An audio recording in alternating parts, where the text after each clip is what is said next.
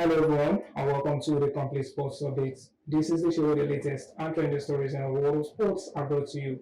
My name is Abib Rwanda, and joining me on today's episode is Adeboye Amusu. Together we shall be taking you through the rounds as far as sports and stories in today's episode is concerned. Welcome to the show, boy, and how are you doing today? Thank you, Abib. I'm good. It's good to be back on the show once again. Definitely. It's always a good feeling to be back on the Complete Sports Update. The Super Eagles of Nigeria were dealt a heavy blow in their 2026 FIFA World Cup Qualifiers against the Bafana of South Africa.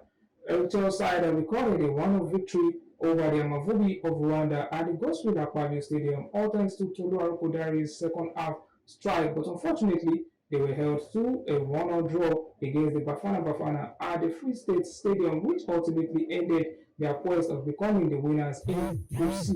And now they will be gunning for the runners-up spots, which is a much more difficult route to making it to the 2026 Mondial. So, boy, welcome back to the show once more. Thank you. Well, the Super Eagles of Nigeria's game against Rwanda and South Africa is done and dusted, and now the Super Eagles of Nigeria quest the pursuit of becoming the group winners in their group have actually ended, but now they will be actually fighting for the runners-up spots, which is a much more difficult route to making it to the Mundial, as playoffs and all of that is concerned. So, what say you about their campaign so far? And do you think the game against South Africa has actually spelled doom in their quest of making it to North America as far as the World Cup is concerned?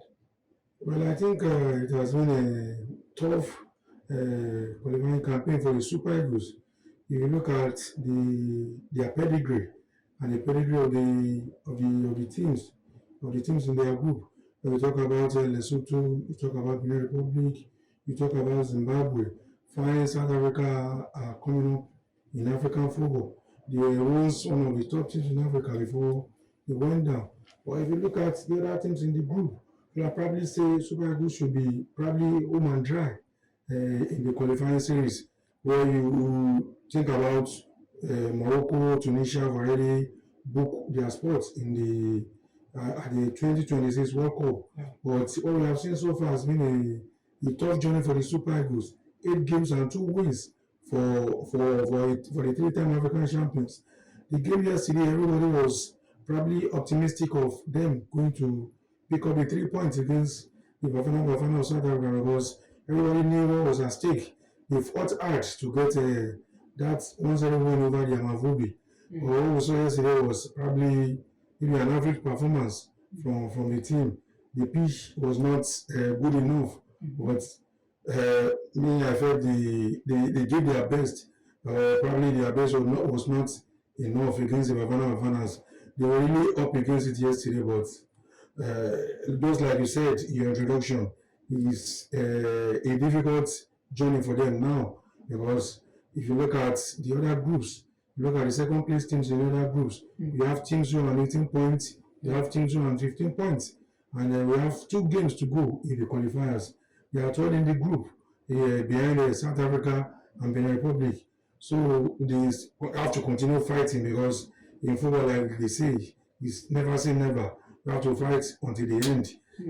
All they can fight for is 6 points. Yeah. They are on 11 points so far now. So let's see if they win the 2 games, where the 17 points will take them at the end of the day. So, talking about performance, if the players that actually don the colours of Nigeria in the 2 matches, well, some actually have a standing performance. Talk about Alex Iwobi against Amavubi of Rwanda, who arguably was the best player. We talk about the new guy,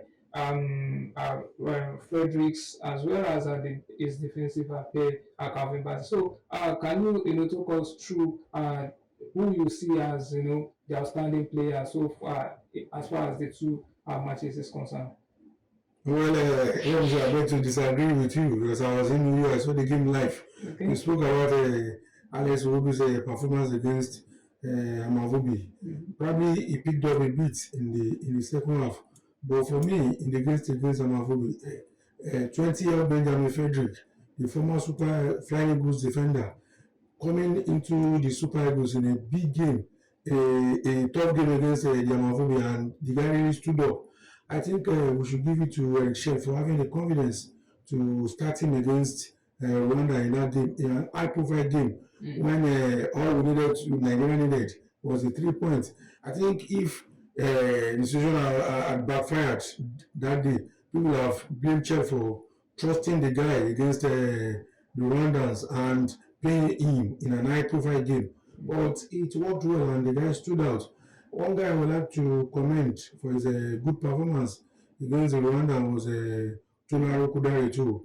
The guy came in and helped the defense. I helped the attack after Victor Osimhen's injury in the first half. I think he also scored the decisive goal too, and his overall contribution was fine. And he was rewarded with the man of the match award after the game. And if you move to the game against the South Africans, I think Calvin Bassey, who scored Nigeria's only goal, even though a contentious equalizer because the ball touched his hand while going into the net. He really showed his class against the South Africans. And Frederick too was fine. You understand? Everybody was like, the game against Rwanda was at home. Let's see how it will go against the South Africans. The crowd, the home support, but the guy stood out again. Then Dele Bashiru, as in the Lazio guy, did well too. And Arokodare too gave a good performance after replacing the Siri Deserts after the break. Yeah, definitely. Hopefully, we'll have much more points to disagree on henceforth. So let's talk about Eric Chell as the manager. Well, following the Chan shambolic performance, the home-based Eagles performance in Morocco, down to the Super Eagles game against Rwanda, and now against South Africa. Do you think the result against the Bafana will actually add more pressure on Eric Chell as the manager of the Super Eagles? Well, for me, I think the personal opinion, though, which I'm entitled to, I think there's no need to change the coach at this period because what you'll be looking at is the AFCON coming up in December. The deed was already done before he took over the team. The NFA, to me, made a big mistake by allowing him to take charge of the Shan team. They only had 3 weeks to prepare for the tournament. You have the two coaches who qualified the team for the tournament. That's talking about Daniel Ogumurede and Fidelis Ileshoku. Why not allow them to tinker the team at the Shan? So for HL, the first 2 games against Zimbabwe and Rwanda, he got 4 points. This international break, he got 4.2. So let's just hope he can build the team from there. Everybody talk about the golden years of the Super Eagles. We spoke about the Western Vera. I was able to mold the Super Eagles into a strong force in the international football. But we should remember it took Western 5 years to do that. So I think we should give Shell time to build the team. Probably take the team to the Nations Cup and see how it goes.